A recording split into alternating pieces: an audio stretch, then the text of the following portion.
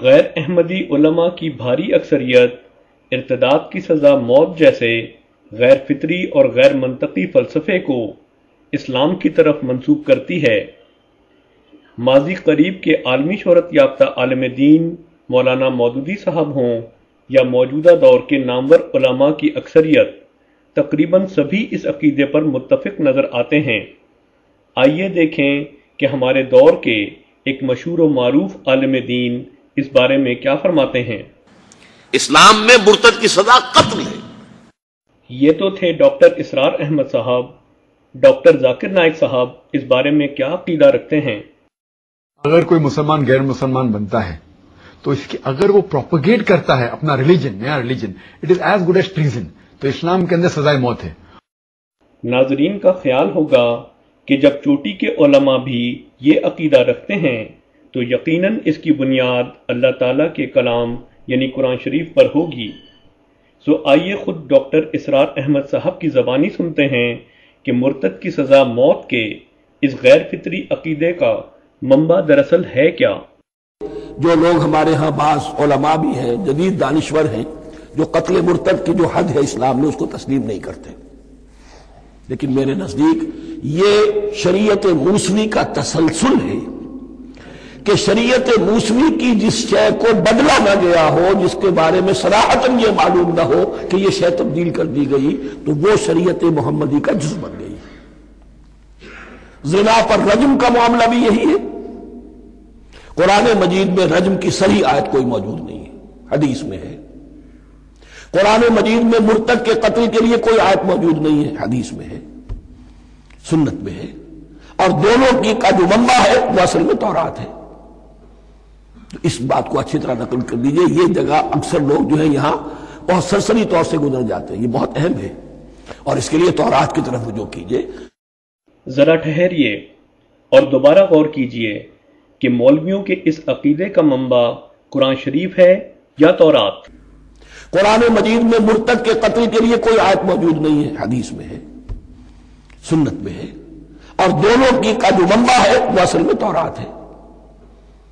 سو ان مولویوں کے اپنے اقرار کے مطابق مرتد کی سزا موت کے غیر فطری عقیدے کا منبع دراصل ایک متروک شریعت یعنی تورات ہے، نہ کہ قرآن کریم۔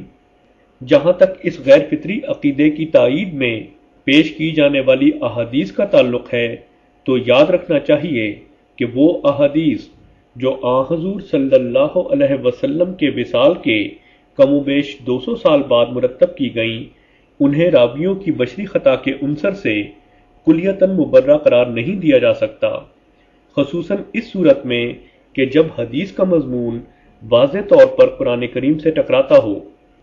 ایک طرف تبدیلی دین پر بدترین جبر یعنی موت کی سزا کا عقیدہ ہے تو دوسری طرف قرآن مجید کا یہ عظیم الشان اعلان لا اکراہ فی الدین، دین میں کوئی جبر نہیں ہے۔ کیا قرآن کریم کی یہ واضح تعلیم جو کہ آزادی ضمیر کی علمبردار اور فطرت انسانی کے عین مطابق ہے، قابل اطاعت ہے یا جبر و اکراہ پر مبنی مولویوں کے غیر فطری عقائد؟ صرف یہی نہیں بلکہ قرآن کریم کی اس قدر آیات دین میں جبر و اکراہ کے اس عقیدے کے برعکس تصویر پیش کرتی ہیں کہ اب تو بعض غیر احمدی علماء بھی برسر عام اس عقیدے کو خلاف قرآن اور غیر اسلامی قرار دینے لگے ہیں۔ چنانچہ ایک معروف عالم دین جناب جاوید غامدی صاحب قرآن کریم کی روشنی میں اس بارے میں واضح طور پر فرماتے ہیں۔ اب اللہ کا عمومی قانون جو ہے وہ قائم کر دیا گیا ہے، من شاء فلیؤمن من شاء فلیکفر۔ یہ آزمائش کی دنیا ہے، جس کا جی چاہے وہ ایمان پہ قائم رہے، جس کا جی چاہے وہ کفر اختیار کرے۔ اب اس کا فیصلہ قیامت میں ہوگا۔ اب انسانوں کے لیے آزادی ہے، من شاء فلیؤمن من شاء فلیکفر۔ اس وجہ سے اب لوگ دین قبول بھی کریں گے، دین کو چھوڑیں گے بھی۔ اس کا فیصلہ قیامت کے دن ہوگا کہ انہوں نے حق کو چھوڑا تو اس کی کیا سزا ہوگی۔ نیز انسانی جان کی حرمت اور سزائے موت سے متعلق قرآن کریم کی روشنی میں جناب غامدی صاحب فرماتے ہیں۔ دیکھیے بات یہ ہے کہ سب لوگوں کو خدائی نے زندہ رہنے کی اجازت دے رکھی ہوئی ہے، اس کا ہمارے ہاتھ میں اختیار نہیں ہے۔ قرآن مجید نے یہ بات بالکل واضح کر دی ہے کہ آپ موت کی سزا کس مجرم کو دے سکتے ہیں۔ اور میں سمجھتا ہوں یہ انسانیت پر قرآن مجید کا بہت بڑا احسان ہے. اس کی وجہ یہ ہے کہ ہمارے ہاں انسانی جان کی حرمت جس طریقے سے جرائم کے نام پر پامال ہوتی رہی ہے، بادشاہ بھی کرتے رہے ہیں، حکومتیں بھی کرتی رہی ہیں، اس کی ایک بڑی دردناک تاریخ ہے اور مذہبی لحاظ سے بھی ہوئی ہے. قرآن مجید نے دیکھیے کیا کہا ہے، اس نے کہا من قتل نفسا بغیر نفس و فساد فی الارض کانما قتل الناس جمیعا، یعنی کسی انسان کو کسی دوسرے کی جان لینے کا حق نہیں ہے. اگر کسی نے کسی کی جان لے لی ہے تو اس نے گویا پوری انسانیت کے قتل کا ارتکاب کیا ہے. ومن احیا فکانما احیا الناس جمیعا، اور جس نے ایک انسان کو زندگی بخشی اس نے پوری انسانیت کو زندگی بخشی. دو چیزوں کو مستثنا کیا ہے. ایک چیز یہ کہ کوئی شخص کسی کو قتل کر دے اور آپ اس جرم کی پاداش میں اسے قتل کریں. دوسرے یہ کہ وہ زمین میں فساد برپا کرنے کے لیے نکل کھڑا ہو، لوگوں کی جان مال آبرو کے لیے خطرہ بن جائے، دہشت گردی کا ارتکاب کر ڈالے. قرآن کی یہ بالکل صحیح نص ہے، اس کے علاوہ آپ کسی جرم میں کسی آدمی کو موت کی سزا نہیں دے سکتے. اگر قرآن کریم کی مذکورہ بالا آیت واضح طور پر صرف 2 ہی جرائم میں سزائے موت کو جائز قرار دیتی ہے تو مرتد کی سزا موت ماننے کے نتیجے میں کیا صورت پیش آتی ہے؟ یعنی اس بات کو ماننے کے نتیجے میں تو آپ کو ماننا پڑتا ہے کہ قرآن مجید نے جو صراحت سے کہا تھا کہ من قتل نفسا بغیر نفس و فساد فی الارض، آپ نے اس کو منسوخ کر دیا. یعنی پھر تو آپ کو ماننا پڑے گا کہ قرآن 2 صورتوں کے علاوہ جان لینے کے معاملے میں سخت تحدید کر رہا تھا، اور آپ کہتے ہیں کہ روایت کی بنیاد پر ایک دوسری صورت میں بھی لی جائے گی. حقیقت یہ ہے کہ یہ مولوی حضرات اپنے غیر فطری اور غیر منطقی عقائد کو کبھی نہ چھوڑیں گے، چاہے اس کے نتیجے میں قرآن کریم کی متعدد آیات کو معطل یا منسوخ ہی کیوں نہ ماننا پڑے. قرآن کریم ایک کامل شریعت ہے اور یہ کسی دوسری شریعت کی احتیاج نہیں رکھتی. جبھی تو اللہ تعالیٰ اس مسئلے پر ہر قسم کے شک کے رد کے لیے فرماتا ہے ان الذين آمنوا ثم كفروا ثم آمنوا ثم كفروا ثم ازدادوا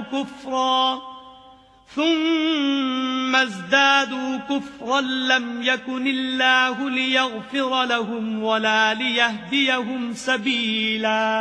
جو لوگ ایمان لائے پھر کافر ہو گئے، پھر ایمان لائے پھر کافر ہو گئے، پھر کفر میں بڑھتے گئے، ان کو خدا نہ تو بخشے گا اور نہ سیدھا رستہ دکھائے گا. اس آیت میں بار بار کے ارتداد کے باوجود ایسے شخص کی آخری حالت کے مطابق جزا و سزا کا معاملہ اللہ تعالیٰ نے صرف اپنے ہاتھ میں رکھا ہے اور کسی انسان کو یہ حق نہیں دیا کہ وہ یہ خدائی اختیار اپنے ہاتھ میں لے. ایک طرف قرآن کریم کی فطری اور منطقی تعلیم ہے جو واضح طور پر مرتد کی سزا موت کے باطل عقیدے کی دھجیاں بکھیر رہی ہے، اور دوسری طرف قصے اور کہانیوں پر مبنی مولویوں کے غیر فطری عقائد.